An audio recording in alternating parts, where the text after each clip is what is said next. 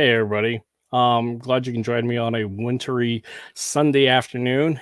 This is Coach Kerr with the Elvis Kelly Fight Team. Having another wonderful podcast here on the Fight House Talks podcast. This is actually going to be our last one for the year. We're going to take a slow, small holiday break, and we'll come back in the new year with some really interesting and great opportunities to talk to some cool people about interesting stuff. Today, a little bit of a warning.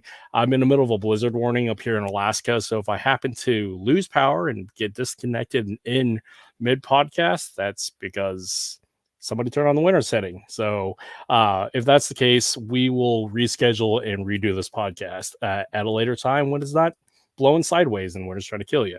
So today, my guest is Viet Lee. He is a traditional Chinese martial artist based out of Seattle. And I did a general call out to the Seattle, Washington martial arts community, and he had he got back to me about it, and I'm happy to have him here today. I'm grateful that he's willing to spend some time with us. And yeah, let's dive right into it. And here we go. Mr. Viet, how are we doing today? Very good. How are you, sir? Doing well, trying to stay warm. Very nice. Excellent. So for today's podcast, like I said, we were talking before, we're pretty FMA centric, but we try not to be because I mean it's both where Brian and I come from with the larger community. But it is nice for us to have the opportunity to dive in many other subjects. And to be fair, you are actually our very first Chinese martial arts, like solely dedicated Chinese martial arts that we've had here on the podcast. So thank you very much. We've had some Jeet Do on here and some other mixtures, but like specifically Chinese martial arts, we haven't had anybody as of yet. So you're breaking new ground with us. Thank you for the honor. Yes, sir. Thank you. So can you tell us a story of who you are and what you do? Sure. So my name is Viet Lee, and I currently live in Kirkland, Washington, which is about maybe half an hour away from Seattle on the east side. I, as my occupation, I'm a neurologist. Specifically, I specialize in Alzheimer's disease. So I'm a behavioral cognitive neurologist, but one of my passions outside of work is martial arts. I focus mainly on traditional Chinese and Vietnamese martial arts, but I have dabbled in lots of different things. And it's just been a wonderful ride that I've been on. So yeah, it's just a little bit about what I do. Excellent. Dealing with that's very interesting as a neurologist in martial arts because as particular to like combat sports, head injuries, CTE is a big deal. And talking Mhm. about for the longevity of a martial artist, taking all that ballistic impact definitely puts a toll on the body. Like in my case, I boxed for 20 some odd years and I've received quite a few traumatic almost impacts to my brain. I'm actually dealing with TBI and CTE from numerous concussions. So I have a deep appreciation for what the medical field, specifically in the neurocognitive sciences, has done with the research and development here in the past 20 years. So, as a medical professional in that community, my hat's off to you and my gratitude.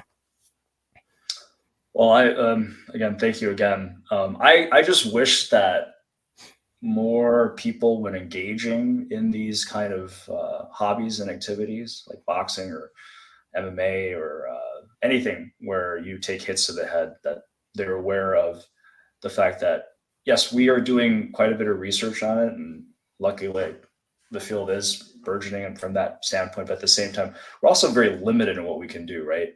Mhm. In terms of we offer mainly symptomatic relief, but there's nothing to take away the shearing of those neurons because of that ballistic force. So, Right. the whole notion of no pain, no gain, and just Yeah. brushing it off. I've seen a number of cases where it's just really sad. Those especially those changes in personality, right? People Hmm. can gamble away their entire savings. People can lose touch with their wife and their kid. They have those mood swings and everything. It can be devastating. So it's I'm a martial artist too, so I love that kind of fun. But just take care of your head. right? Yep. Take care of your. Yep. And like a big part of where I'm at now for my long-term sustainability and health is sobriety, because there's a lot of data that's been proved, especially with 20 years with the global war on terror, with dealing Mhm. especially with operator syndrome, is alcohol and TBI. It's a bad mixture. So Mhm. sobriety has been absolutely necessary for me to deal with a lot of the symptomology. Right. So I tend to think of our brains. They're not like cell phones, right? You get an update on your cell phone every so often. It works 10 to 15% better. You were yep. gifted with one brain when you're Hmm. born, and it's up to us to take care of it as best as we can. So Agreed. we all can have a little fun every so often. But at the end of the day, it's the longevity of our practice that counts the most, right? I think both in, like kind of segueing a little bit, both in traditional Chinese martial arts and Filipino martial arts, right? Hmm. Um, you know, I was never impressed by the person who had a really short run, right? You know, Yeah.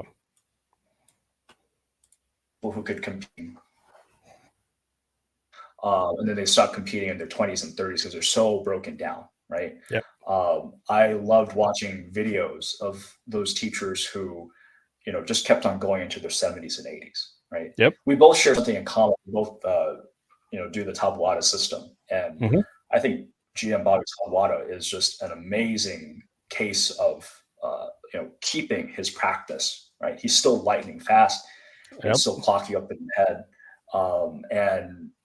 And I'm glad that he's still with us, right? To present that legacy onward, right? Yeah, and one of the things that he's very clear about is that this is not fighting.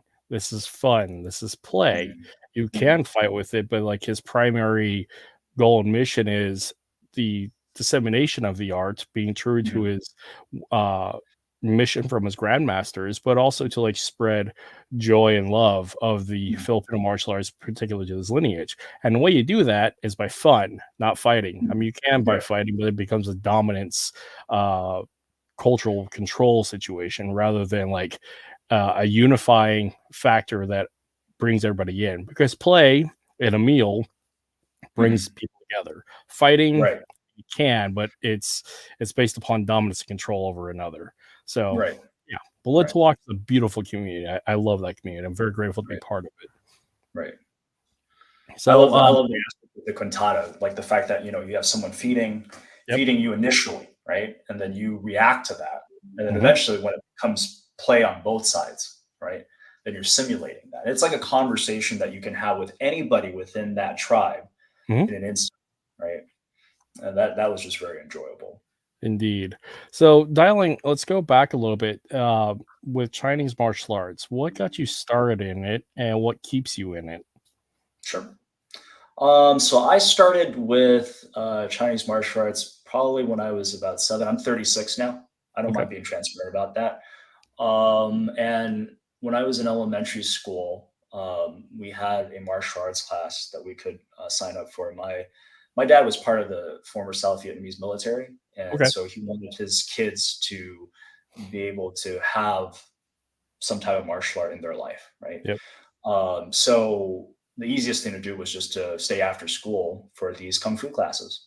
Hmm. And there was a teacher in my community who sent somebody to teach us little kids. And I started with Northern Shaolin and Praying Mantis. Right. Okay. Very nice. Anytime we went for testing, we would go to the main school, but most of our classes were just done on campus as Okay. kids. I did that until I was about 10. And then my dad really didn't understand Kung Fu. He's like, how come, there's no board breaking, there's no sparring, there's, just a lot of forms. My dad did Taekwondo in Vietnam. And Vietnam was the first place that was exposed to Taekwondo after Hmm. Korea because of the war, right? Yep. The U.S. Army had actually paid for Korean soldiers to fight alongside them during the Vietnam War, Yep. and the Vietnamese had a very strong impression of those Korean regiments, especially like the White Tiger Regiment. Yes. They Yes. would go into these villages and just knock out local Vietnamese martial artists. Hmm. And there's all these stories that they could take out communists with a single hand chop or something like that. So Yeah. um, for the generation that that my dad was a part of, Taekwondo was the art, right? Hmm. Something that you could easily learn, and it was deadly, right? And the Taekwondo that was practiced at that time, ITF, is not the same as Olympic Taekwondo, and it's not That's even what the I grew same up as with. that Yeah. you see that you see commonly being practiced now, right? Choi Hong Hee did a number on it to make it distinct, right? I Hmm. think the ITF at that time still had a lot of Japanese Shotokan influence, right? Hmm. Um, so my dad took me out. He put me in Taekwondo classes. I did World WTF Taekwondo, Yep. and I got my second degree black belt when I was too young, probably 12, Yeah. 13. And it made my dad happy. And once I got my driver's license, I actually went back to my Northern Shaolin teacher, and I was cocky at that age. I remember thinking that, yeah, these kung fu people actually don't know how to fight, right? I just was there to learn the forms, Hmm. but I felt like I had already known how to fight when I was in Taekwondo, and I was, when I was sparring, I'd actually kick people so hard that I'd break their gloves off. Right? There was Hmm. the safety chop, the Jun Ri kind of things that were kind Yep. of flimsy, and I was so cocky that he made me sit out a couple of classes. And Hmm. then one time I thought, you know what, let me stay for the black belt class. And I stayed back, and I was sparring with this Mexican guy. And at the end, like he was schooling me. Like I was getting my ass kicked. And at the end, he told me in perfect Vietnamese, "You need to calm down." And I said in Spanish back, "I'm sorry," right? I think I need to relook at kung fu a little bit, right? Because that's the great thing about being in Southern California is we have all these different communities, right, Yep. that live alongside each other, and it's not a melting pot. It's a salad, right? Yep. The Vietnamese part of town, Little Saigon, it still remains very separate. You go up to San Gabriel Valley, that's where the Taiwanese, the mainland Chinese live, right? You have Hmm. Little Tokyo, you have Koreatown. We get together. You can go into other person's town, but it's still distinctly that person's community, right? Yeah. I grew up in Lancaster, Oh, so okay. yeah. Okay, so you know. Yeah. So that was a kind of an eye-opening moment for me. And I continued on with that system with that teacher until I went to college at UCLA. Hmm. I at that time wanted to get into medical school. So I was looking for something to improve my science GPA. And I took a Tai Chi class as part of the World Arts and Culture department twice to boost up my grades. Nice. I enjoyed it quite a bit. My teacher at that time, who I eventually discipled with, invited me to come to his classes in Monterey Park. And that's when I sort of started my journey within this martial arts system called Wutan, Okay. through Taiwan. And eventually I moved up the ranks. I was able to learn all of the arts that are part of that system, and kind of leads me to the present day. I went to Taiwan just a couple of weeks ago, and I asked for official recognition as a branch. So Nice. um, it's quite an honor for me to represent my teacher's legacy, and I'm hoping to build a group here in Seattle. Well, that's excellent. Yeah. And I find Seattle, like Southern California, we talked about this before the podcast started, has that beautiful community setting that it is a nurturing ground for a variety of martial arts. I mean, you have a lot of Balintawak there. You have a lot of mixed martial arts there. There's also I mean, I have interacted with several Chinese martial arts there. Not to mention, I mean, you got Datu Kelly Warden and the Mhm. NSI community. So, I mean, Seattle and the Pac Northwest is really the place to be for martial arts on the West Coast. And I'm very fortunate to have uh, been part of that community here the past couple of years. So Mhm. I'm hoping actually one of these times I make it back down there that I'll be able to cross sticks with you and touch hands and share me. Sure, Great. sure. We probably I did attend a gathering when GM was out here, Okay. and I probably probably was I saw you probably because if you know Drew Belton, like I was around in the vicinity watching him, right? Okay. But Yeah. I didn't make a scene out of it or anything. So Totally fair. Well, I mean, at some point we will, because I mean, I find myself being down there at least once or three times a year at this point. So it'll be great. What, yeah. so with regards to like history, so I mean, we're both about the same age. I'm maybe 2 years older than you are. Respect. And like, yeah, well, thank you. But when it comes to martial arts in America, because we were talking about earlier about the distinction between martial arts back in the homeland versus martial arts developed here in the US.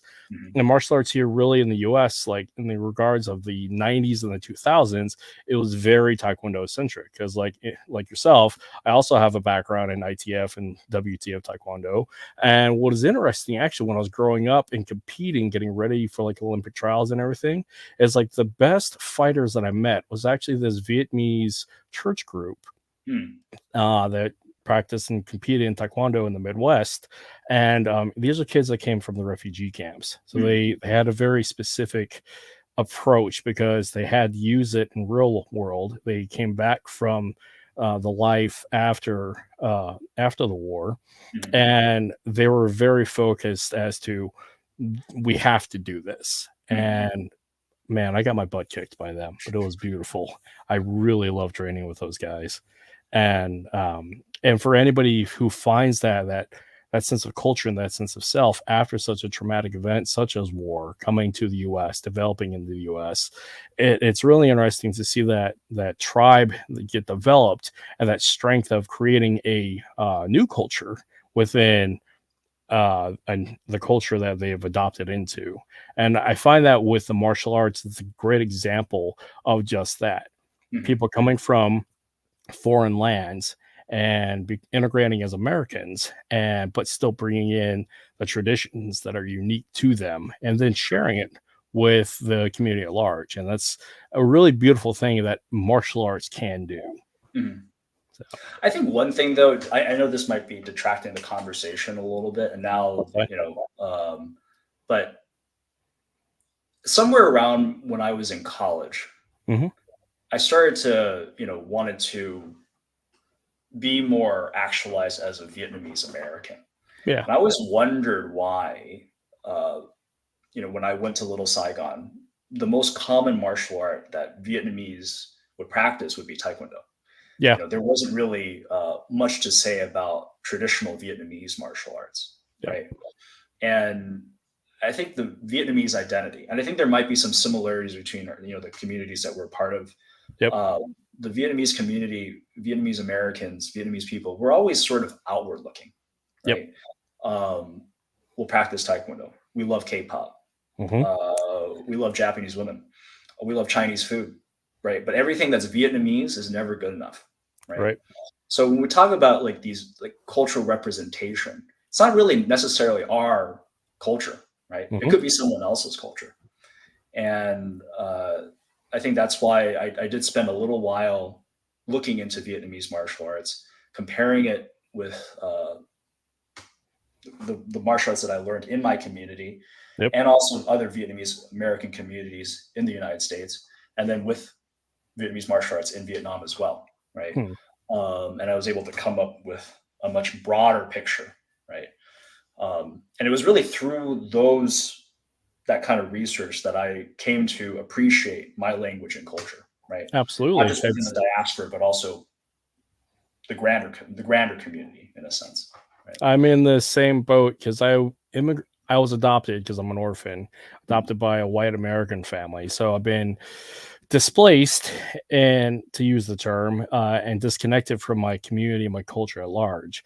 And Mhm. the ways that I have found my community and culture is through the Filipino martial arts. However, I don't speak Tagalog. I don't speak Bisayan. I try, but I'm Mhm. having grown up in Southern California, my Spanish is better than anything Es else. más mejor por todo. Is yeah, but the problem again is there is this uh, identity crisis that comes Mhm. about being a first generation immigrant.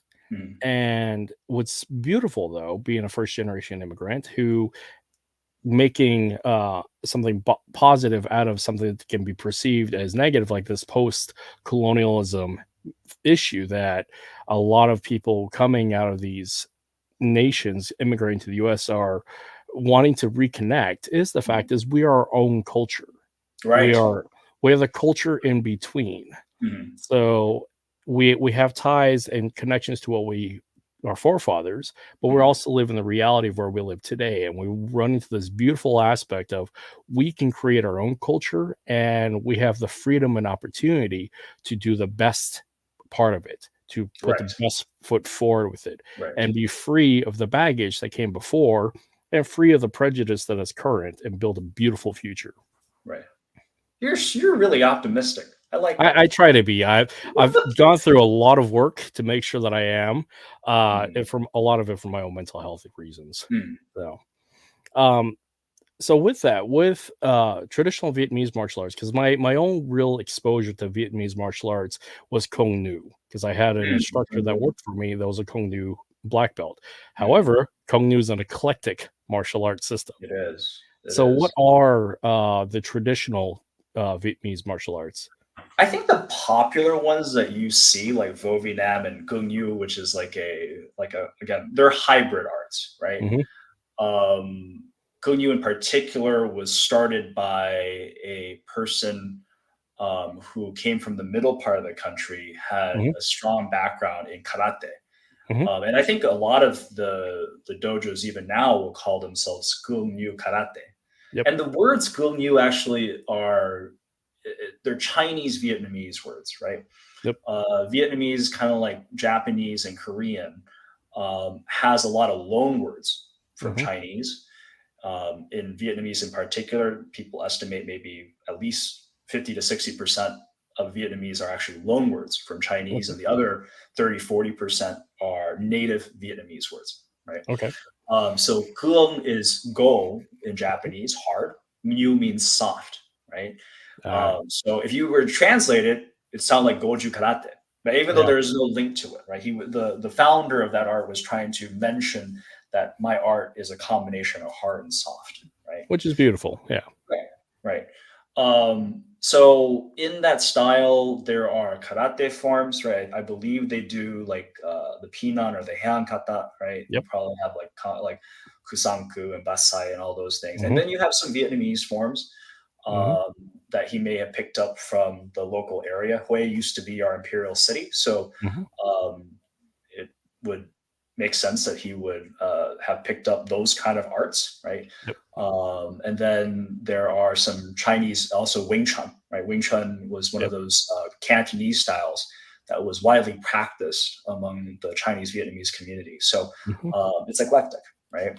Yep. Vo Nam, the same thing. Vo Nam was just an art at its in its infancy. It was only made up of combat techniques used to fight against the French.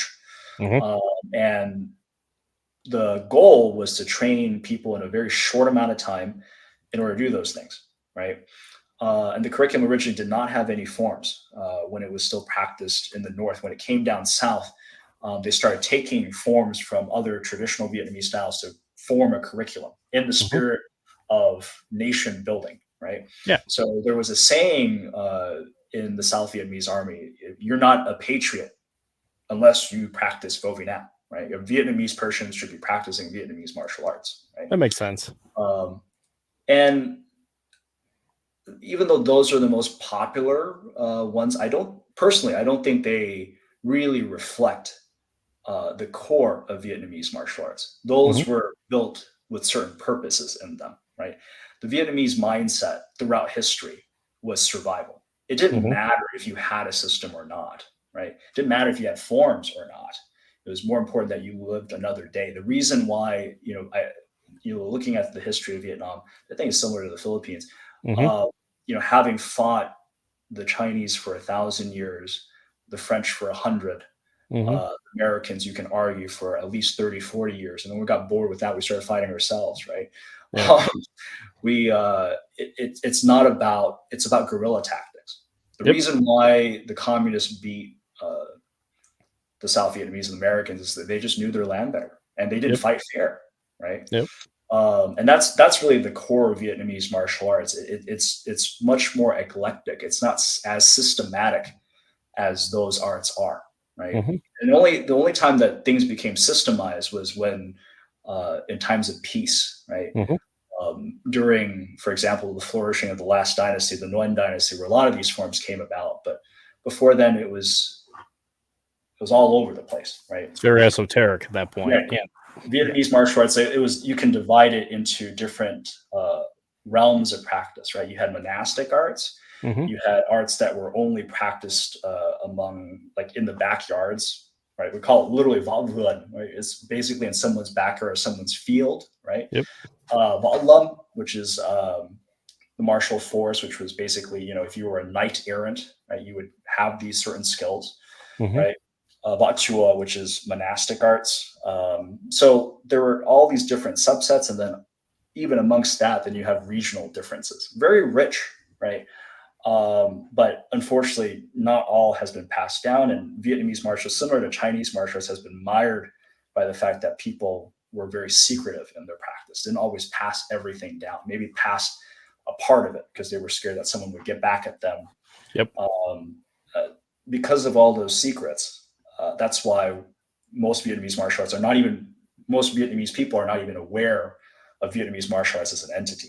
And if you are, then you're really only aware of the modern Vietnamese martial arts and not traditional arts at all.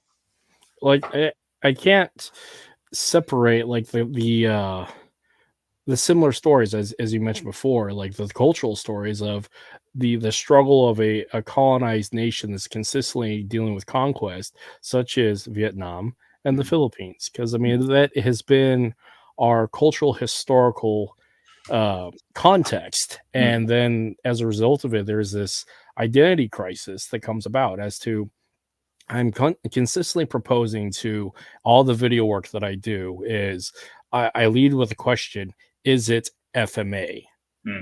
Because my diverse and eclectic background, I'm not really sure what is FMA, what is my experience with Chinese martial arts, to Korean and Japanese, to what and my own personal expression. I'm not sure what it is. And at the root of that, it comes to this idea of, is it FMA? But better yet, what is a Filipino? Are we going back 100 years to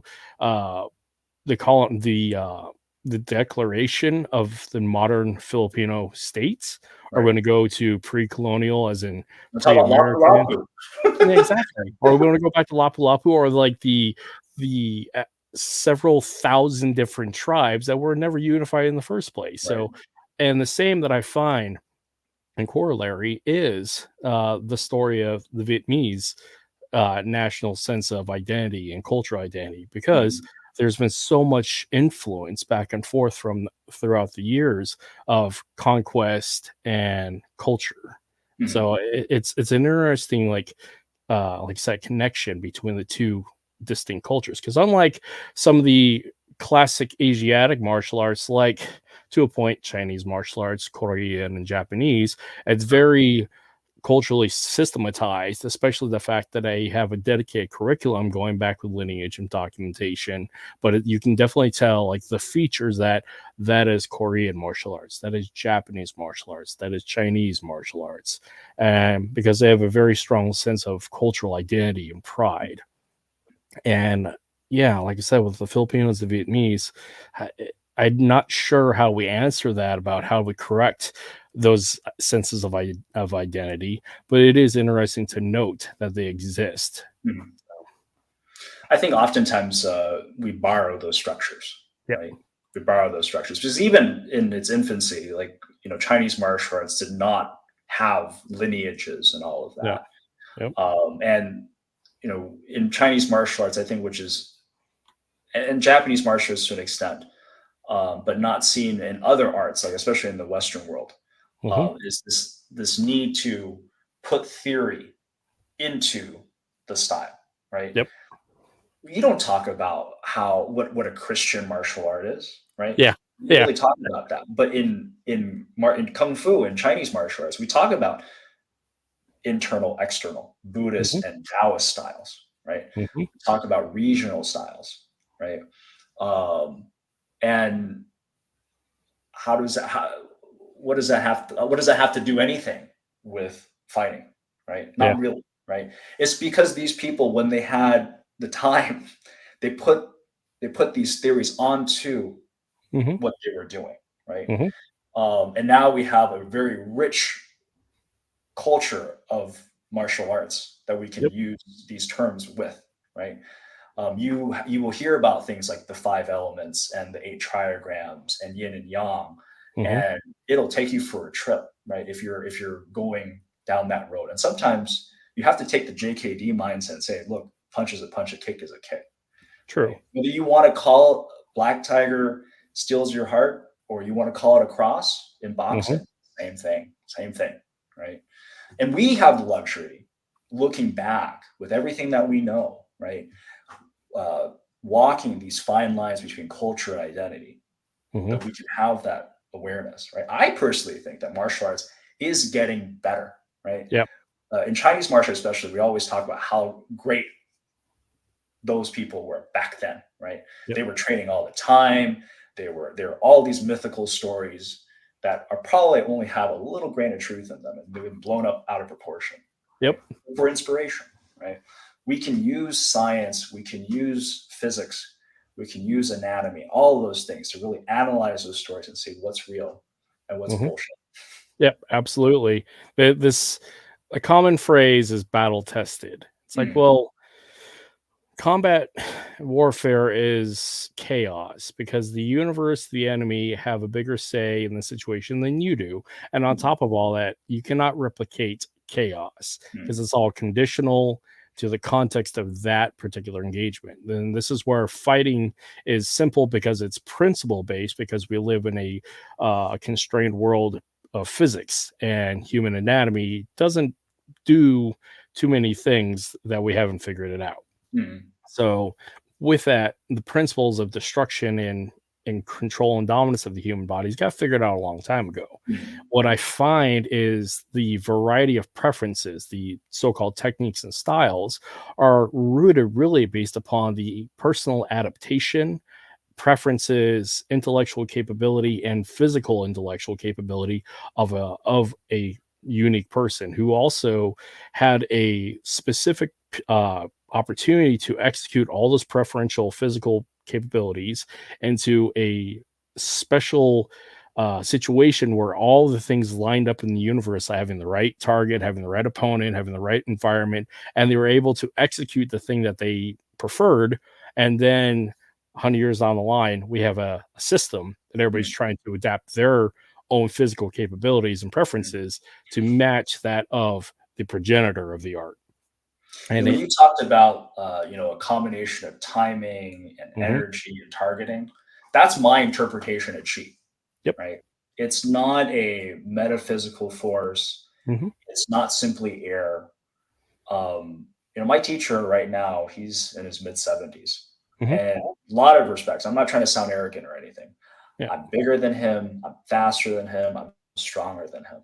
But mhm, he finds every way to slap me upside the face, uh, hit me in places that I didn't know I had open. mhm, It's all those factors coming together because he sees the openings, right? yep. And Experience when plays you all hear, you when you hear, yeah, when I read the stories from an FMA, right? Um, Ancien Bacon doing his dueling on the need. Mhm, Lintelux Street. We have a system now to try to emulate that through the Quintana. mhm. But in those days, I think all his students were struggling to just try to record his techniques when he Yep. probably wasn't even aware of what he was doing at the moment. He was I just just move the way that I move. right, right, Yeah. right, Yeah. right. I'm just here, right? I'm here at this moment, Mhm, right? Um, where are you right now? mhm, You're only responding because I've already taken the initiative, yep. right? And We've this and lost some of that fight spirit, I think, mhm. over time because of just the societal pressures and everything. But like you were saying, we have to imagine Mhm. those people and how they were thinking. And this is the big part where curriculum is really important because this is where you find like the more systematized methodologies have a dedicated curriculum, mainly for repeatability, especially when they're attached to a government. Because with a set curriculum, you can integrate it into the school systems, into institutions of the military, and you have dedicated procedural things that you can pass on with particular benchmarks for progress. A lot of it is measurable based upon conditions of rule sets, but you can measure the efficacy and the efficiency of it based upon those conditions, and it's somewhat repeatable across the board. Now, systematized methods like that do tend to run into this issue about is it fighting because it's flow and drilling, and they seem oversimplified because they kind of have to be, especially from a military structure, as it is has to be effective in a short amount of time because proficiency can be achieved in a very short amount of time. Mastery, on the other hand, that's a lifelong endeavor that's consistently changing based upon our understanding and physical capabilities as we progress. But curriculums are really important, and this is where I find with the Chinese martial arts, going back and talking about curriculum because you have these long lineages that people know about and talk about. But the curriculums that we wonder about, what are the written curriculums? Have they survived? And what are some of those traditions where we can find them? We should probably pick a style as an example. Okay. Chinese martial arts is quite broad. So Okay. why don't you shoot me a question about a style? I'll tell you about maybe how that curriculum got started. Okay. So for my three major experiences with the Chinese martial arts is I started actually with Sholi Foot Kung Fu. Okay. Got involved with Wushu in the 2000s with competing in NASCA. And then later as an adult, I actually got involved with Tai Chi Chuan. And I practiced that for several years. Okay. So we'll start with Chole Foot because Wushu honestly doesn't really it's sport. have a lineage, right? It's Wushu, sport. it's a sport. It's gone through many different generations, right? Like the original intent, right? Most of those, the golden age of Wushu, all of those guys had some foundation in their traditional styles, right? Yes. They wanted to have some kind of national standard. How are we supposed to compare all these different styles, all these different forms, right? So we need to have some kind of national standard. And at that time, right, let's say you were a long fist practitioner and you wanted to learn Southern fist, Nanquan, you would have to go seek out a Southern Kung Fu teacher, right, to learn those basics. So each of those styles, even though you had only one form of compulsory that represented the entire style, it still had a set of basics, Jiban Gong, for each style, right? Yep. Over time, that is not the case anymore, right? Yeah. So you have people who go from Southern fist all the way to Xing Yichuan. They're like, well, it's just a form. I'll just pick that up over video. Yep. And the institution of acrobatic movements, Nandu, that have absolutely no martial intent whatsoever. You know, in a Tai Chi form, all of a sudden they'll do a big jump and they'll land on one leg and it looks great, right? And then points, right? So it just becomes a kind of a dog show, right? Yeah, it's athletic endeavor is what it is.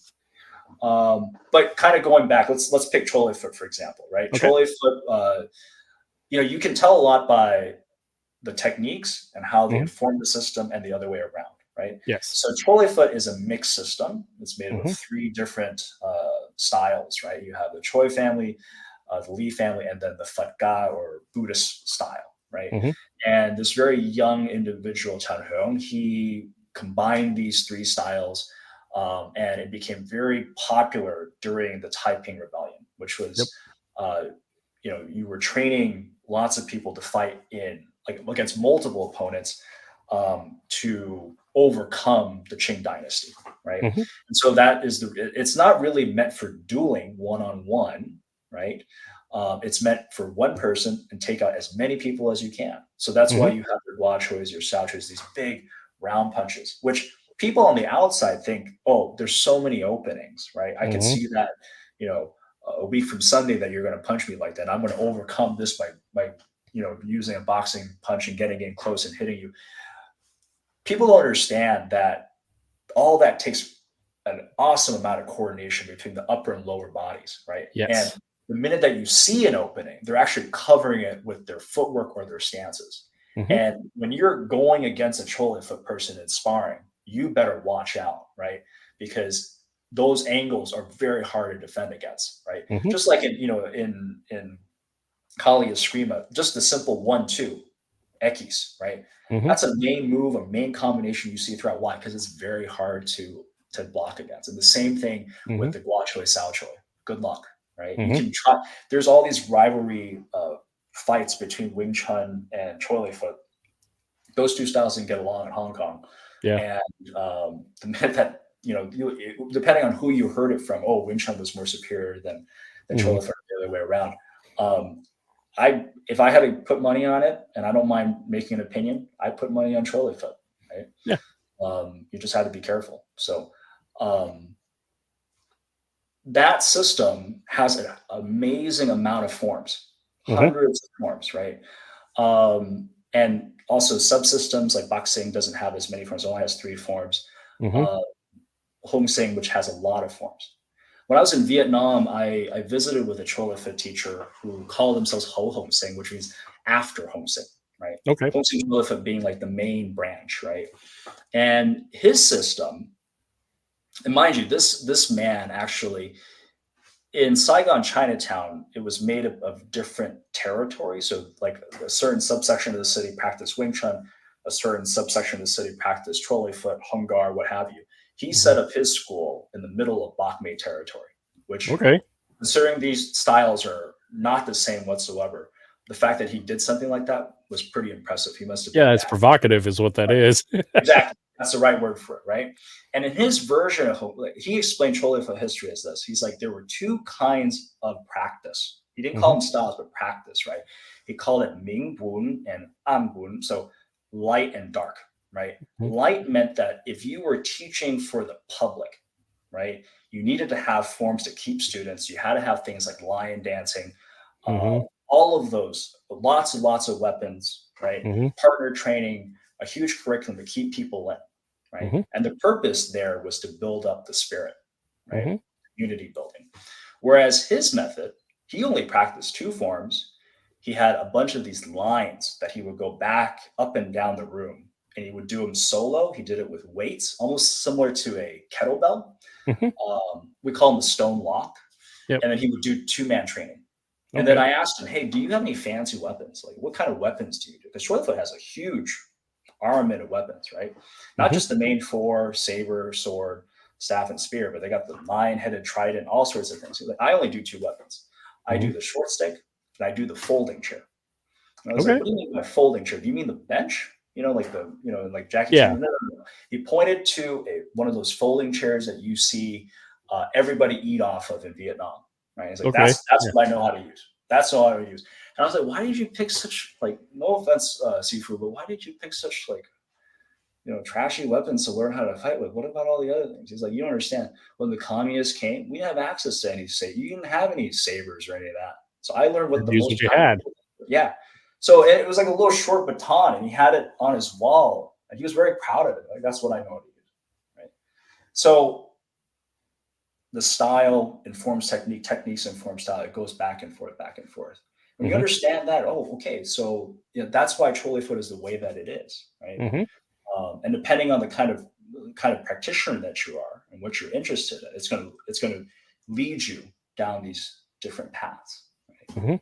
So like I appreciate the practicality of mindset, because unlike some of the more Buddhist focused, basically things from Shaolin, which is very touristy at this point, but the mentality that I have found with trolley foot, like Wing Chun, like Hung Gar, was very much efficacy and preference, but perfection of your preferences. Make it yours. And it sounds a lot like Jeet Kune Do, but again, these are all human ideas of make it yours, because you're going to move how you're going to move. And again, that's what, and my exposure to trolley foot has been very practical, pretty straightforward. And the thing that I find with my expression and what I can remember to movement, this is where a lot of my staff work ends up. I end up being more harkening back to my background with trolley foot with it, and this is where the expression comes out and the enjoyment of it. But I'm so out of practice with the rest of the physical sets that I tend to blend, but I also appreciate where it comes from, but trying to figure out where it comes from. So, I mean, Inosanto himself said that one of the best things that you could do for like opening, just having that sense of stability with stance work, which is not something that you would expect somebody like him to say. Yeah, with all his experiences in Filipino, Indonesian martial arts, but he was also an Ed Parker Kempo guy. Yep. And I think there's something to be said about these traditional styles Hmm. how they build up the body holistically, right? Hmm. Not everything has to have a combat application, right? Nope. Yep. I use this codex, right? When people ask me, well, do you know the application of every single part of your form? I was like, honestly, my teacher didn't waste his time, right? Hmm.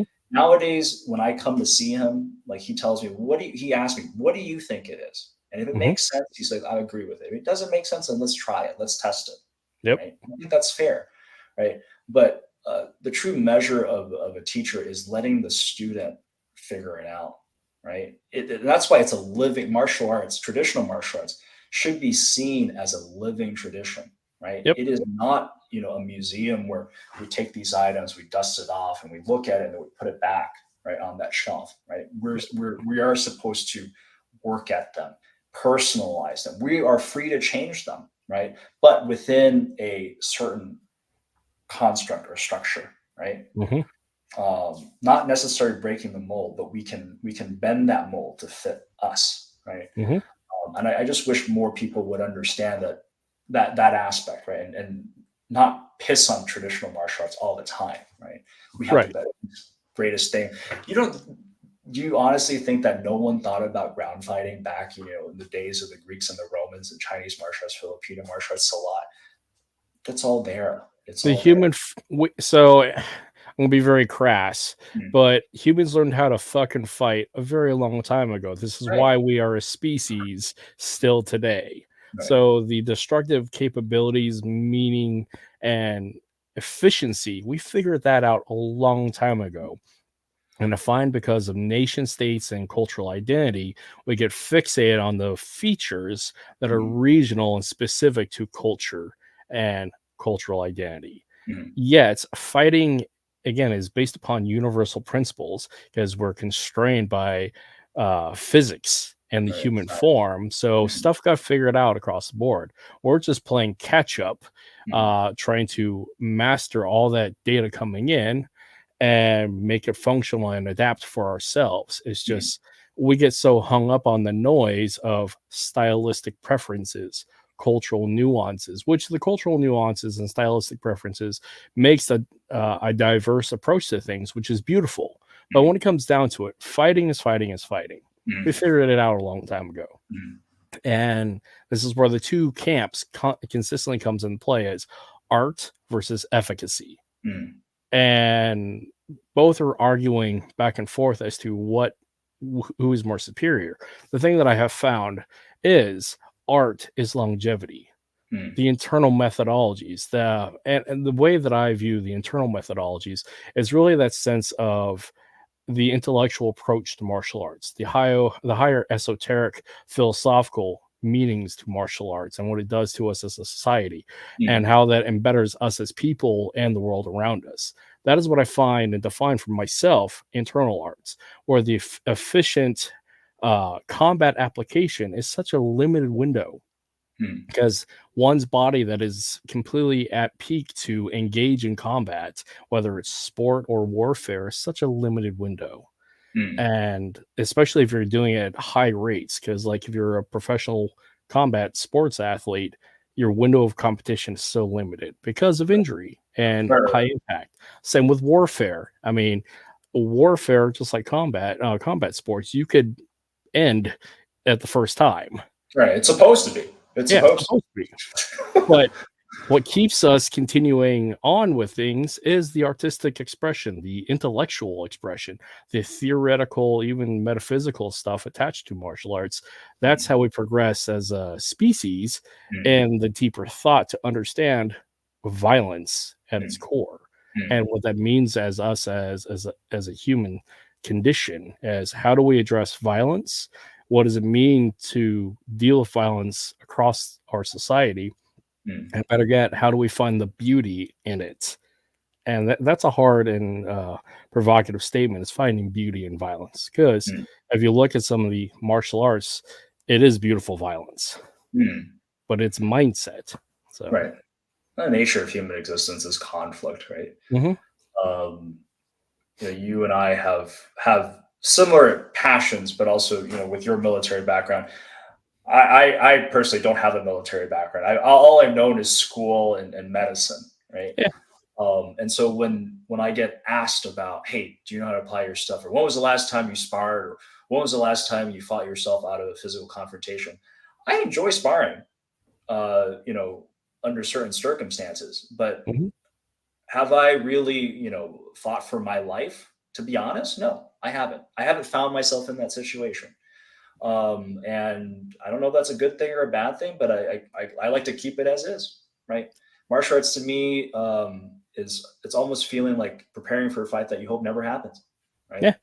Yep. I can tell you that during the instances where I've been tempted to want to use something, right? Let's say Mhm. like a patient on the floor was encephalopathic and was punching and kicking or treating my staff unfairly. Mhm. I'd love to go in there and hold a patient down, but I know that I have my license on the line, so I got to Yeah. call in for security.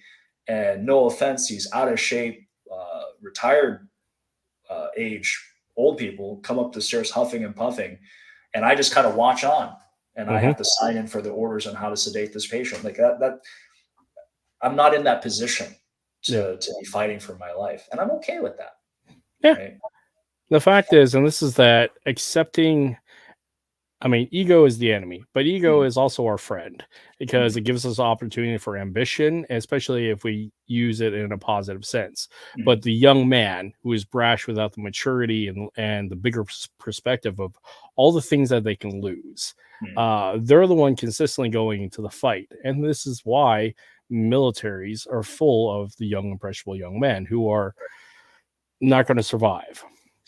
The phrase is be wary of the gray beard upon the field, littered by young men. mm, And because they've survived and gone through that and have the experience, but comes at the risk, comes at the loss of sense of self, all that sense of resiliency and all that trauma. But this is the other part when we don't have to necessarily have that battle tested, proven expectation because we live in a relatively safe community, safe and developed society. mm, The intellectual process of saying, "Hey, I could get in a fight, but let's go down the list of all the things I'll lose," and that mm, sense of knowing, because this boils down to control and understanding violence. If I can control myself and my response to things, I'm in control and I'm not, and I've taken the initiative.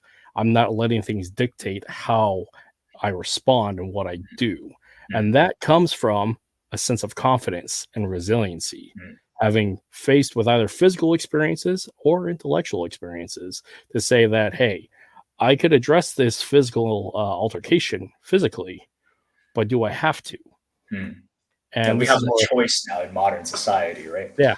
I think Chinese martial arts, the history of Chinese martial arts, it had those. It was transformed by the flow of history, Yep. right? Chinese martial arts started off likely as a bunch of separate techniques Mhm. with very little theory, right? Mhm. And over time, those got codified into forms and lineages and styles, right? But Mhm. still no theory. It really doesn't come into that stage until probably into the Ming and late Ming and Qing dynasties, and Mhm. even into the Republican period, where by that time things like what we call the cold weapons, like swords and sabers, didn't matter anymore on the battlefield. It was all about the Yep. hot weapons, right? Yep. Gunpowder. So that's when people started to kind of put theory into the martial arts, talk about things like cultivation, Mhm. talk about things like nation building, Mhm. right? Which I think makes it pretty unique as a cultural practice, right? Yep. Amongst others, right? Whereas when I see Filipino martial arts with its emphasis on efficacy and drilling and dueling, right? Um, the Philippines hasn't really had enough time of peace to have to go through all that, right? Its Nope. history as a colony, like you stated, fighting with Spain, fighting with America, I know the just Japanese. never Yeah. really had the time, right? No. So, Yeah. And what's interesting, especially with the documentation of things, because we live in the age of the internet, and the Philippines is battling it out on the internet, or they have Filipino martial arts communities battling it on the internet. We have an opportunity to see like the progress during peacetime, and we actually get to see this play out in a wider perspective, because like the issues about history and technology is a lot of the social conflict issues of, say, like some of the classical martial arts, like Chinese martial arts, Japanese and Korean, is that a lot of their uh, debates and exploration and development happened before the wide documentation of technology in real time, because you could write a treatise, you could write a book and pass down a scroll of lineage and trying to figure it out after the fact, but there isn't the consistent debate at scale and immediate as they are today.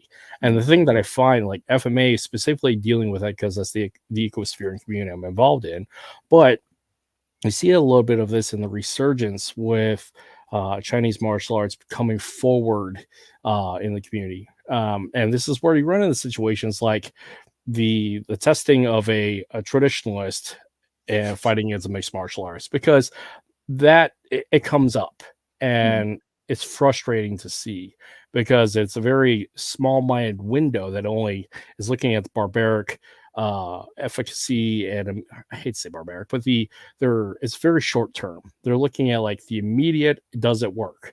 But there's so much that they're dismissing out of turn because they beat the guy in the fancy uniform while he's half naked and combat sports shorts, but they're missing all the culture and all the arts and the philosophy, even though, yeah, they beat them hands down, just straight did.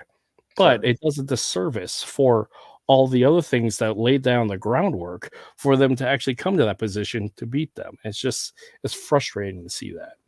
You're being very respectful, and I I'm appreciate it. trying to be. If I were to take sort of the other side of things, right? Mhm, A lot of times in traditional Chinese martial arts, with all this history and lineage and mhm. theory and legends, we have started, or we are in the process of deluding ourselves. Yep. Yeah.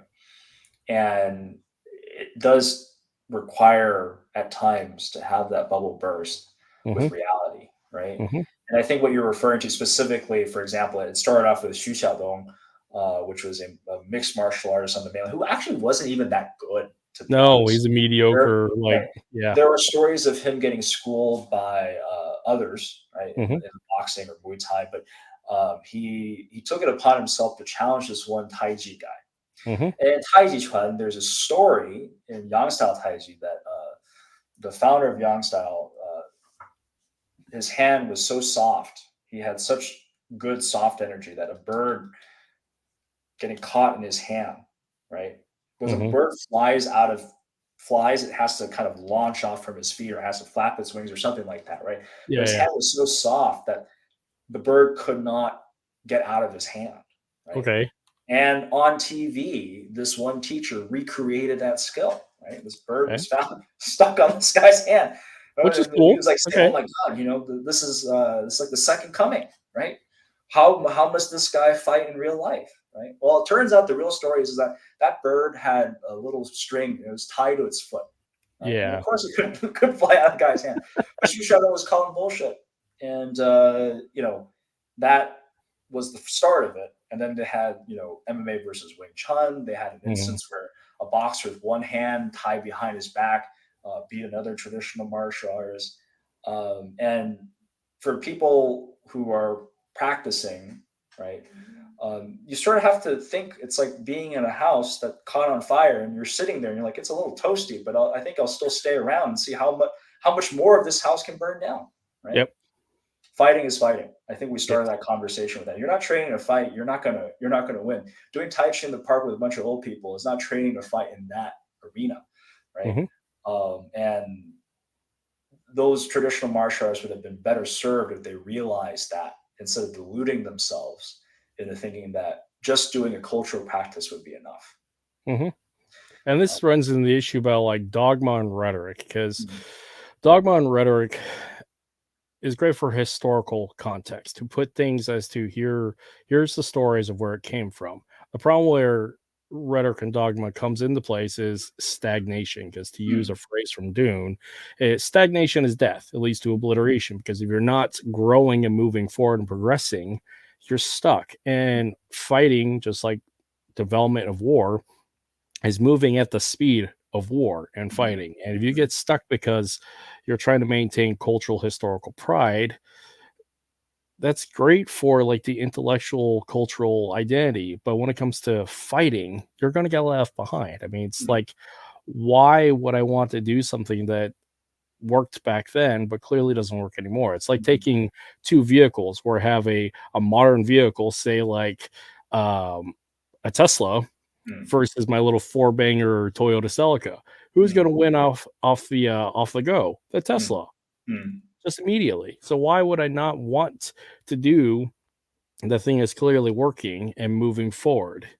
But I'm stuck on the preference and the emotional connection to my little Toyota Celica, when the fact is there's a better thing that can be used. Now, I mean, both those are, it's an interesting analogy, but again, for the sake of this, why would I want to stay? And this is the conflict that I find with a lot of martial art, is that they want to stay with the things that they like, which is fair.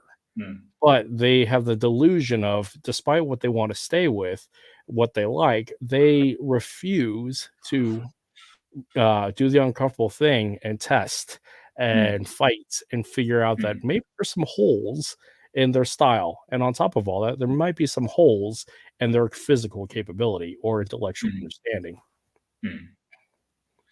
Yeah, that's kind of why I like the sort of kind of living museum analogy. That ultimately, like, if I learn Jeet Kune Do, it's not because I want to be Bruce Lee, because I want to use his methodology to be the best me that I can be.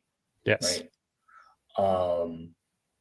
Like recently, like I reached out to Sifu Andy Kimura, who is Taki Kimura's son, and I wanted to learn more about the legacy in Seattle since I'm here. Yep. And I'll admit that in some ways it seems very simple compared to some of the things that I previously studied, but I like the fact that it's so clean, right? It's not uh, it's not weighted down by excessive tradition, right? Yes.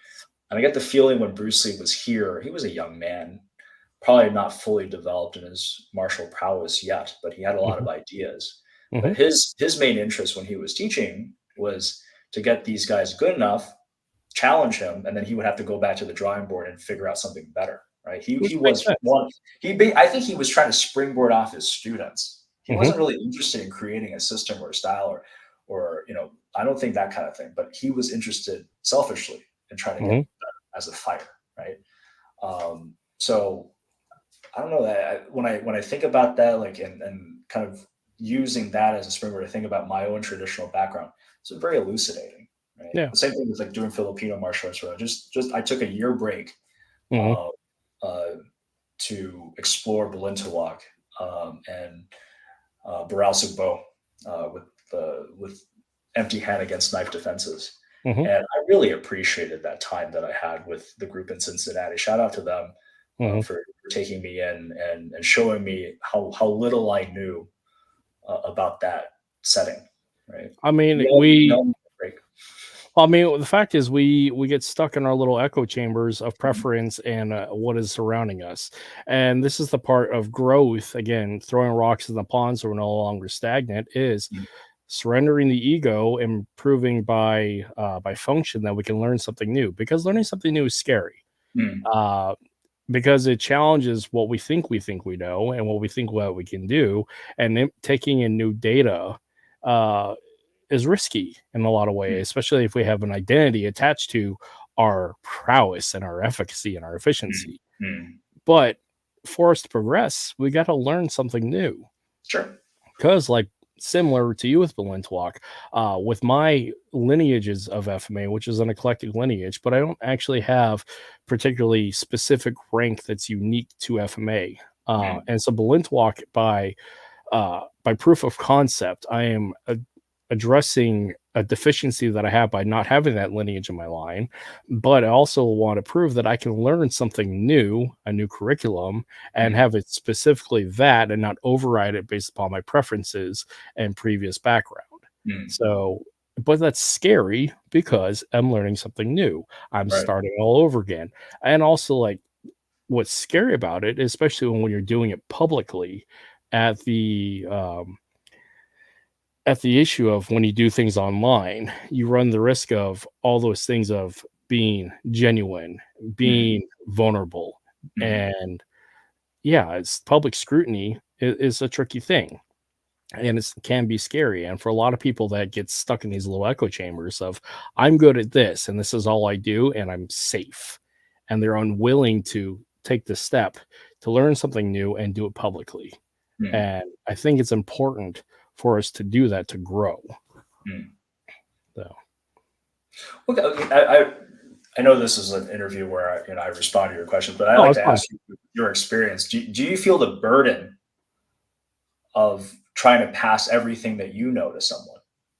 Yeah, I do. Um, How do you handle that?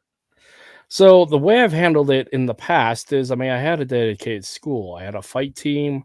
Mm, I had several students, and that idea of like, this is the lineage particular that I'm passing on. mm, And that only lasted so long as I had the gym and the team. mm, Now I've had students come and go over the years. I have one particular student who's actually a training partner that I mm, feature all the time in my video work. But really at this point, that passing on is really, we're developing our own together. mm, And so there's that weight of like making sure that I share enough information to him that I can maintain my own skill set and bring him up so we can continue developing. And so there's that weight. But really, the weight of it is passing it on to my children, mm, because who else is going to teach them the things that I know? mm, And that is really more important to me than passing it on to a group of students who aren't by blood. I mean, it sounds awful in a lot of ways that I just don't. It's, I mean, talking about keeping things in the family, keeping mm, on like tribal knowledge, keeping on things that is really going to matter for people that's in effect. It's really my children, because my children are the ones who are going to be the subject to all the knowledge and wisdom that I and my wife pass on to them in a holistic tribal sense. So if I'm going to pass on all the basic things of like learning how to drive, change a tire, how to cook and clean, I have to pass on these other things that are uniquely to me, and the martial arts and the culture attached to it is uniquely to me, and no one's going to pass it on to them because they don't have those experiences as I did. So that is the weight and the mm, burden, but it is also the great opportunity for me to do so. And it's not so much mm. that I have to, I get to. Oh, So, well said. yeah. I'm saying this as my wife's pregnant and Mhm. she's doing it, and she's already told me Congratulations. that I should not be teaching our daughter. Ah, And okay. at first, at first it hurt a little bit, Yeah. because I think of that like, oh my God, Daddy has traveled the world, learning from different teachers, collecting Mhm. forms and skill sets, and not being able to pass it on to anybody. Like, Mhm. what's that going to be? My echo chamber, right? And then I realized that when I looked at my teachers, very rarely did their kids actually learn their kung fu, That's right? correct. Um, Maybe there was too much pressure. Maybe life took those kids in a different direction. Like my Shifu son, like he learned maybe in the first form, but got really interested in basketball, right? Mhm. Um, and tradition in Chinese Mhm. martial arts is you entrust your child to somebody to teach them. Yes. You don't do it from the very beginning. I don't know if that tradition is in Filipino martial arts. Honestly, I don't know either because I wasn't raised traditionally as a Sure, Filipino, so I sure, don't know. sure. But it makes sense, right? Because sometimes there's an emotional component that Mhm. influences your ability to teach completely to your child, right? Absolutely. You feel let down and everything. So, uh, Absolutely. but I'm going to be interested in talking more with you, especially offline, on how you go about this task. As I want to do the same thing for my daughter as well. Gotcha. Well, let's hold that thought. I have to turn a light off because it's flickering. One moment. Sure. Well, that's the power.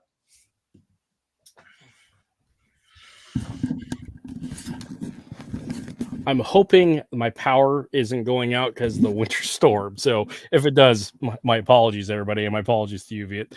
So in short, so when it comes to like the passing on of knowledge and how I do that to my children, is I've had to reframe, because the way that it was passed on to me is I have to do this because the adoptive family that I was raised up in had a lot of conditions as to this is who we are. Because even like the family fighting words or family motto is remember who you are. And in Latin, it's memor quem possess. I mean, it's the fighting phrase that we use. So there's a lot of weight and burden as to conditional identity. Who are we? We're fighters or soldiers. This is who we are. So is that the only thing that we can be? Is it my value conditional and my love conditional based upon meeting those requirements? And on top of all that, what other things were discarded because I was trying to meet those requirements of being a soldier, a warrior, a martial artist in preparation to continue on the family line. And what that does is create a sense of resentment. And on top of all that, this this issue of I have to discard the things that I want. I have to surrender my free will. Yeah. I lose that sense of agency because I have to live up to the family standard. And that's not just unique to me. I mean, everybody else who has something that's Sounds uniquely like to their Asian family. parenting. Yeah, exactly. Well, my parents are white. So I know, but I know. but here's the other part about it. So when it comes to my children, is for and I tried to do this when I had the gym, because I mean my children grew up in the gym. I'm very fortunate to have the gym when they were first born, and I have pictures of when they were infants up to toddlers of growing up in the gym. Those are beautiful things that I will always cherish. I lost a lot of time because I was dedicated my time in the gym 24/7. So there's that. At this point now, because my children are older, I get to spend time with them doing the things that they want to do. Forcing them to do it can cause resentment.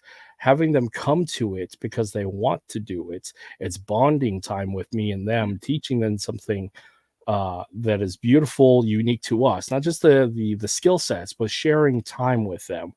uh, the gift of teaching a child something, your child something, is beautiful. And so when it comes to my children, like my son, this past summer was a transformative year for him and I and my training crew, is that he was joining us in the backyard. And when it comes I to teared up a little bit inside. exactly, because when it comes to like tribal learning, going back to whatever tribe it is, indigenous background, is that the men of the tribe trained in the field and their sons watched on. And there's a certain point when the sons join the men in the field and then go off to campaign and come back. But the fact of that beautiful window of the son and the father and that familial bond of men of the tribe doing something together, that was really special for me to share with my son. And so he's out in the field with us, beating the crap out of each other with sticks and foam swords and challenging my guys with the capability that he can. So it's more about that's something that he loves and something that's attached to like this is what dad and I do. And the same with like my daughter and I is like I like to run mitts with her because she likes to hit mitts with me. So that's something that we do, and it's not because I have to create her to be a fighter. I have no expectation or desire necessarily to force her to become a fighter. But if she wants to learn something, I'm happy to teach it because it's not so much the skill, it's the time that I get to spend with my daughter. Exactly.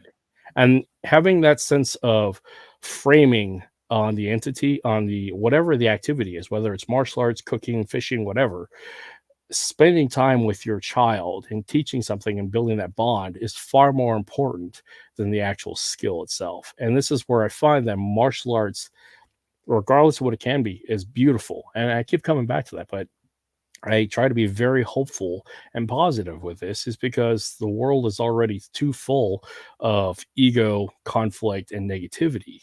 When the fact is, why we fight in a lot of ways is based on love, because we do it for the protection of those who we love. Right. And on top of all that, we love what we do. And if we love martial arts, we love martial arts. So I wonder how the pendulum will swing for traditional Chinese martial arts in the next couple of decades. Like we yeah, had our high day, like our heyday. I think probably after maybe I don't know before maybe probably I don't know, maybe before the ninja craze, right? Yeah. Yeah. After the judo and karate phase, right? Hmm. Definitely David carried on. But there used to be Chinese martial arts schools in Hmm. lots of metropolitan areas, but from what I've noticed, um, having lived in the East Coast, the Midwest, Hmm. and also the West Coast, those schools are getting harder to find, Yep. and people are going back to the parks. People are going back to garages. Hmm. You basically go by word of mouth, and the only people that are still hanging around doing kung fu, you either have the nerds who watch kung fu movies and who Yeah. want to try it out, Yeah. or you have the, let's call it, kind of hippies, right? Yeah. Who have been in it and are all into the philosophy part, right? Yeah. Uh, what will the next 20, 30, 40 years do to Chinese martial arts? Who knows, right? I think it'll still be there, right? Yeah. It's gonna be in a different cast, a different image. It probably will still be here, but it's gonna be different. It's gonna be The different way for that sure. I view it, just like any martial arts, it's based upon entertainment. As Mm, long as it's fun to watch, people enjoy to aspire to train it, be able to mm, do it, and mm, then continue to spread it, because we are a entertainment consuming species and we mm, make things. mm, And so with that, creating art, physical art, by learning to do the thing and express it out, that is something unique to humans in general. mm, So long as we're consuming information, consuming media, consuming entertainment, I think that is the refuge for martial arts, regardless of its Chinese, Korean, Japanese, and Filipino. mm, That is a place for them to find refuge. For one, from an entertainment standpoint, it doesn't have the risk of catastrophic injury and death, say like combat sports, because we're always going to mm. love combat sports. Combat sports are never going to They're go here to away. stay. Yeah, Yeah, they're here to they're stay. here to stay. Just like combat skill sets for personal and protection and warfare are here to Mm, stay.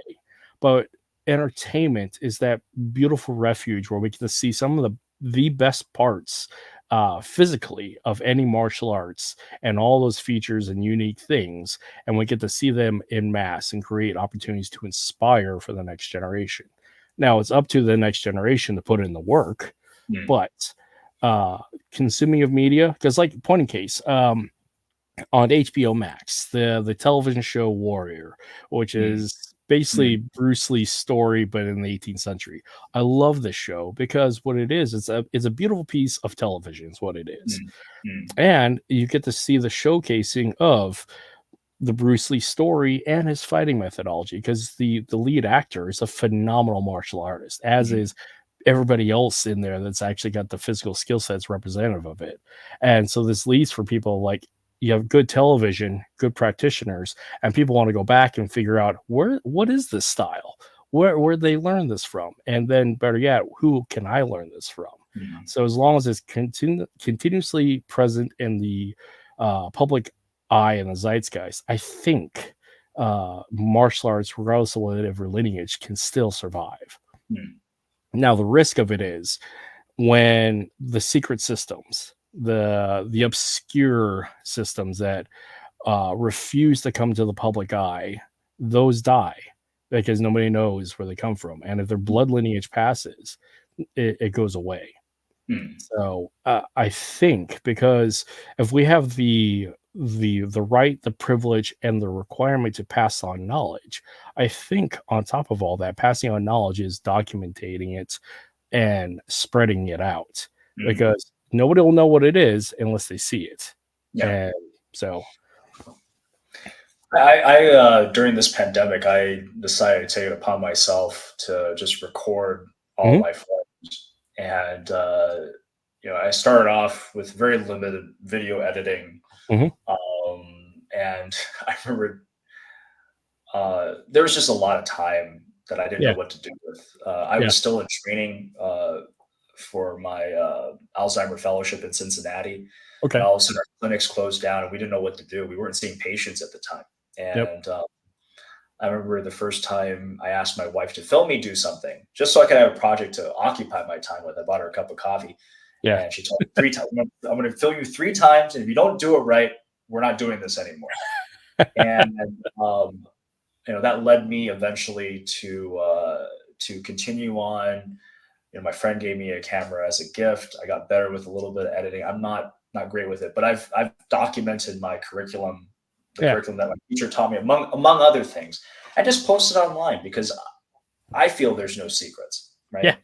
Only even if I've had people tell me that they've learned my forms from watching my videos, and honestly, don't really care. If you can learn it from my videos, go ahead, right? Because it meant that you took the time, and it doesn't, just because you learn from a video doesn't mean you have my kung fu. Doesn't mean you have the summation of my experiences, right? Yep. So there's no secrets anymore. The secret thing really was kung fu was shooting itself in the foot with that approach, right? Yes. The Japanese, the Koreans, they put all their curriculums online, right? That didn't hurt them in terms of their efficacy or their popularity. We should have endeavored to do something like that and have these kind of open discussions earlier on. Now we're just trying to catch up. Right? Agreed. But documenting things and putting it out online is also very interesting for the sense of, for the individual putting out there, because it creates, you're open to the scrutiny of the universe, and people are so risk adverse to putting things out there because risk of ego, being trolled, all these potential negative things. Sure. But anybody who is willing to put themselves out there to public scrutiny, just like anybody who's willing to get in the ring, anybody who's willing to get off the couch and go to the dojo or the training hall, they're already doing something more than the other person who's refusing to do it. So I applaud and appreciate anybody, regardless of how silly or whatever, who's willing to put information out that they believe is theirs and their truths and their capabilities, because the fact is, it takes a lot of bravery to do that. And it's important because if it's not out there, nobody's not going to know it's there. And on top of all that, what it does also for the individual, it puts a check on them to make sure that they are being professional and providing and accountable. Exactly. Right. Because the responsibility of knowledge is a big deal. I think especially when I went to Taiwan, I didn't really even though my Chinese is okay, it's serviceable for my purpose. I can order in Chinese in a restaurant. I can talk kung fu Chinese, but am I fluent? No, right? Yeah. But it was enough to navigate through the different schools that I visited in Taiwan and talk to those teachers, and they didn't really have a lot of things to comment on because they had already seen my videos, right? And so when I asked to be an official branch, they easily granted it. They didn't really think twice about it, right? And I really put it up there. Sort of, I didn't really think about, is this going to make me more popular? Is this going to make me this, that, and other thing? It was sort of a beacon call. Hey, this is what I'm practicing. Is there anybody practicing like me right now? Right? Could you give me corrections? Right? And I always fall back on the fact that I am a passionate hobbyist. Right? I'm not a professional teacher. I never owned a gym. I train out in the park. Some people will come by to practice, but that's the extent of it because I am a physician. That's what I fall back on. I'm a doctor, not a professional. Right. Well, yeah. So I just consider myself a passionate hobbyist. Right. Which is also important because here's the other one too, is what kills a lot of martial arts, and to a point almost killed mine, is doing professionally. Because anybody who's doing professionally full time and doing this to feed their family, this is a really hard life. Martial arts, unless you're a professional athlete, even then, or professional stunt person, like a martial artist, you're physically beating yourself up consistently, regardless. Right. And the opportunity for exposure and getting up to those higher branches is so limited. So anybody who does martial arts professionally for a living to feed their family, that's such a hard life. And when one is fortunate to have an alternative source of income to not have to deal with their day-to-day, it allows them to have the opportunity to actually allow their martial arts to grow and not actually become contingent upon their financial success. Right. In Chinese, they call it meal ticket. Yeah. Yep. like your bowl of rice. So yeah. Yeah, and I mean, for my own accountability, I mean, my martial arts literally almost killed me because uh, in 2019, I had a suicide attempt. I've been battling a wide variety of mental health issues, and a lot of it's tied to traumatic brain injury and substance abuse and alcohol abuse. And so, like, and on top of all that, my gym was not, I mean, I had it open for almost 10 years and taught in this community for a long time, but I live in a population of 5,000. There isn't necessarily real need for martial arts here in town, let alone combat sports. So by scale, there's not enough population base to pay for it. Plus, the cost of living is really high up here. Mm, And I had so much conditional identity based upon I'm Coach Kurt, this is what I do, and turning a passion, my sense of identity, into my profession. I mean, I put all my eggs in that basket and it nearly killed me. And that's really hard to deal with. It's taken me 4 years to get to the point where I'm at now to, like, readdress a lot of counseling to get to the point where I'm at now to have a very positive mindset. But that was also contingent upon that I don't teach martial arts full time as a mm, profession. mm, And when somebody comes to that mindset and that understanding, it's very freeing. And I mm, applaud anybody who tries to live this life. I mm. do it with some wariness and some Right, right, right. concern, but I applaud anybody who does this. And I also applaud the martial artists who do this as a hobby because it still is based upon love because they Mm, love what they do. So they're willing to spend their free time mm, to develop and perfect and master mm, what they're doing, mm. and let alone share it. Right, right. Much to the chagrin of my wife and my Yeah, my family. I mean, the key to any martial arts is having a supportive spouse. I try to, she is very supportive, but I this is how I rationalize with her. I was like, look, I am not cheating on you. I'm not drinking. I'm not doing drugs. I'm Yeah, usually hanging out with a bunch of old guys in the park, yeah, you know.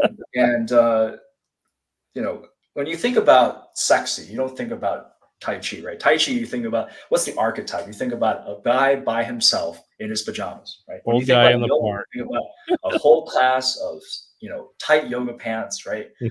Uh, but not the Tai Chi guy, not the guy in the park by himself, right? So my I brought my wife to some of these events, and she's come to understand. That's all I need. I don't need her to join in. I just need her to understand. Look, this is Yep. just a part of me, right? So I'm grateful for that. And that's awesome. I'm very happy for you to have a supportive and understanding wife that this is how you find fulfillment Mm, and this is how you find joy mm, amongst, I mean, I can imagine many other things. mm, So speaking of which, because like the thing that we run into with a martial arts podcast is this what everybody fixates on. You're a martial artist. This is what you do. This is all you are. But better yet, what else do you do? What brings you joy? What are some of those other hobbies that you mm, do outside the martial arts? mm. Uh, During these 3 years, I picked up a musical instrument. Okay. Uh, and I wanted to learn something that wasn't Western.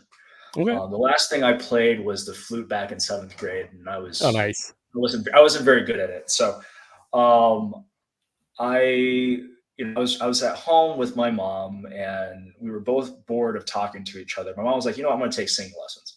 And I was like, I'm going to go find a teacher of traditional Vietnamese music. So It's I cool. picked up the two-string fiddle.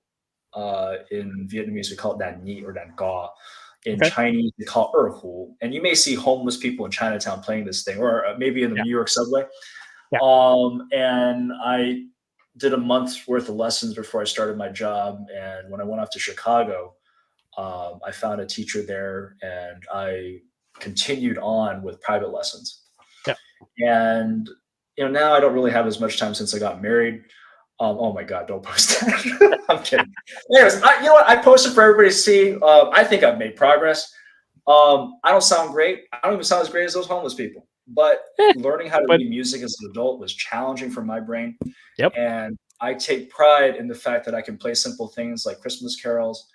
My grandma turned 95, and I was able to play like a traditional Vietnamese piece Oh, for her nice. birthday. And that's all I'm looking for, right? Yeah.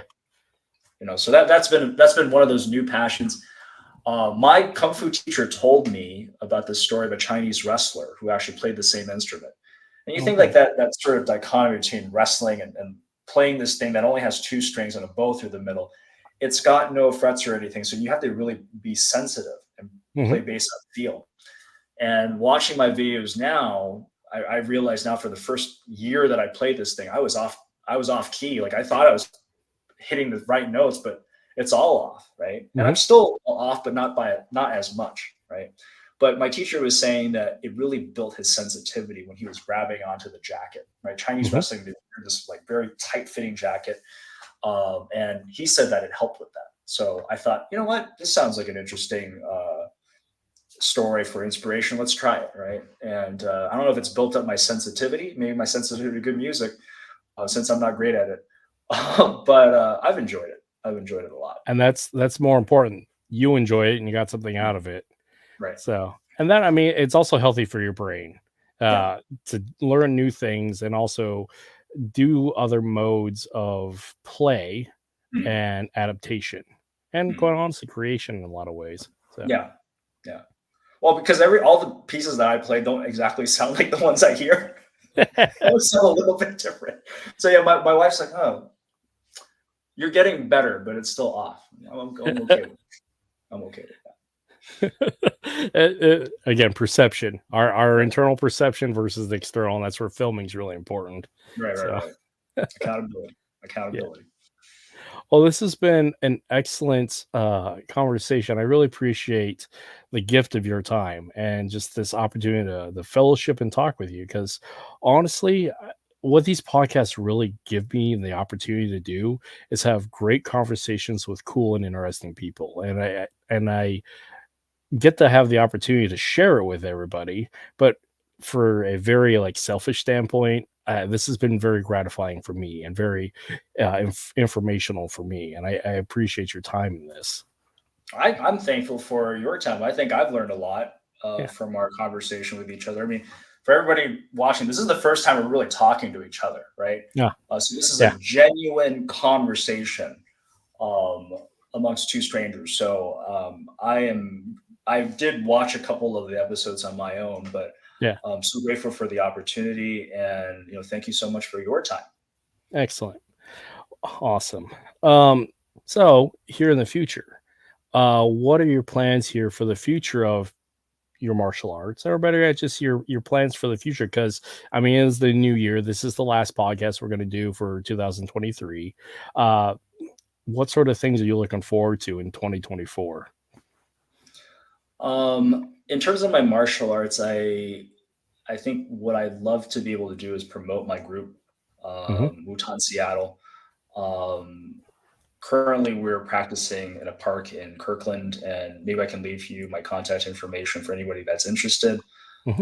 We're wanting to promote traditional Chinese martial arts within the area, Hmm. alongside the plethora of other styles that are offered.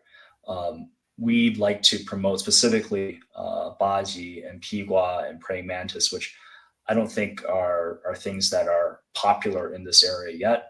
Hmm. And we'd like to gather like-minded individuals. So we would love to have more students practice alongside us and share, right, with each other. So that would be the big thing. I think in terms of my martial art right now, also I'm almost finished with documenting all my forms, but I would love to have um, kind of conversations with other martial artists, Hmm. talking about techniques and concepts and theories.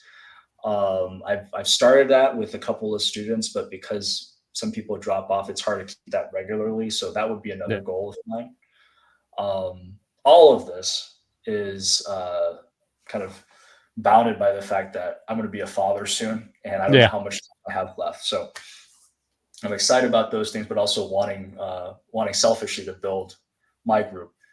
Hmm. I'm taking a trip to China in 2 weeks with my wife to Xi'an and Shanghai. I'm hoping to do some filming and talking to local teachers on the side. And I am going to Vietnam at the end of January. I just bought my ticket this weekend, and to me, it's like my last hurrah for martial arts. I'm going there by myself.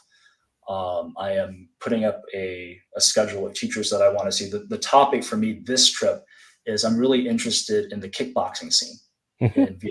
Because, Sanda. Yeah. kind of. Well, that's So, training. Yeah. yeah. So what happened was I won't take too much of the time. Oh, that's fine. Basically, Vietnam was part of Indochina, and that included Laos and Cambodia.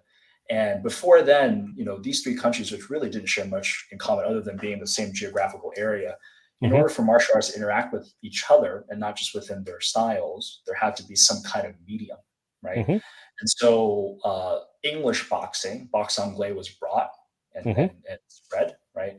And then along with that, there was also boxe libre, so free fighting, right? Which was some kind of kickboxing art, right? So, the Cambodians had Pradal Saray, Kun Kamai, right? The Laotians have Muay Lao. And for whatever reason, Vietnamese kickboxing is not really talked about.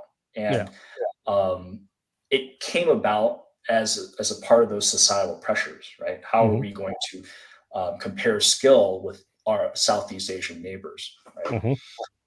There has been recently, especially during this pandemic, a lot of interviews with these former prize fighters in the ring, and they're now in their 80s and 90s.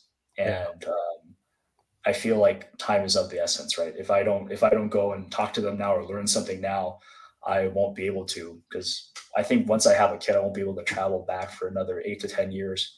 Yeah. So I am really trying to organize this trip and make the most out of it, and hopefully come to some observations about that time period, right? Hopefully, bring that back to anybody who's interested, right? So I have a week, and I'm preparing for that. That's awesome. And yeah, congratulations. And thank you for the collective community, because documentation is how we maintain a living history and don't allow things to just go into oblivion and obscurity, because there's so much knowledge that is lost, just like any library that was burned throughout history. When you lose a martial arts master or just a teacher, you lose so much information and wisdom. And so, because we're at this point of, we have the technology and the opportunity to disseminate that information so immediately, the burden upon us today is to document and share it. And anybody who does, that is a gift to the universe. So congratulations and thank you for that. So yeah, and safe travels. Thank you. And congratulations to fatherhood. It's a lot of sleepless nights, a lot of diapers. So there's that. But what it also is, I mean, it's very fulfilling of like centering yourself and have an understanding of who you are, because a child is that absolute like living embodiment of who you are, and finding that peace and beauty. Yeah, it's powerful, and it's also painful.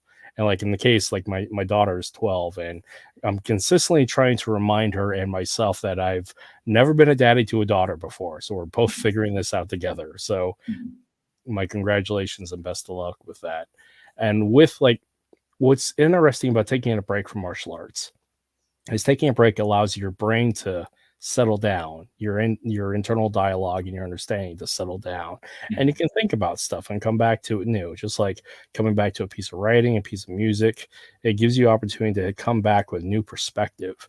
And one of the things I have found, like the progression, I've gone from starting in the backyard with my father, my uncles, my grandfather, and then my friends, and gone through that path and journey. I find myself in the backyard with my friends and my son, and it's interesting how you can always come back to it. And that's what I find what martial arts can be in that long term is, regardless of where you're at in your lifetime, you can always come back to it and find something unique and new. So yeah, it's a discipline that I think it's gone into your bones, right? Yeah, that's not going to leave you. So yeah, thank you again. Thank you. Well, this is a good spot to end. Again, like I said, I appreciate you for everything that you've done and spend this time with us. I would love to pick your brain later about brain stuff. Sure. That is very specific to like the things that I'm dealing with. So Sure. that'll be a different conversation for later. But I want to drop you down, finish our outro, and just hang out in the lobby. I'll catch you here in a sec. Okay. So yeah, thank you. All right, everybody. Thanks for hanging out. If you're going to catch it afterwards, that's great. Like I said, this is our last interview for for 2023. We'll be coming back again sometime in mid-January. I have some really interesting guests and cool guests and just cool things happening here in 2024, at least planning for it. So look for that on Facebook and all that. Feel free to like, subscribe, share. If you have suggestions for guests or if you'd like to be one, just get a hold of me, get a hold of Guru Brian, contact us on the page, and we'll make it happen. And for the last bit here is Viet's information for his website. Definitely check that out. And of course, find his Instagram page because I don't think he's got an actual Facebook page for his group yet. But you can find him here. And yeah, have a wonderful Sunday afternoon or Sunday evening at this point, and enjoy. I'm gonna awkward silence trying to get out of this thing.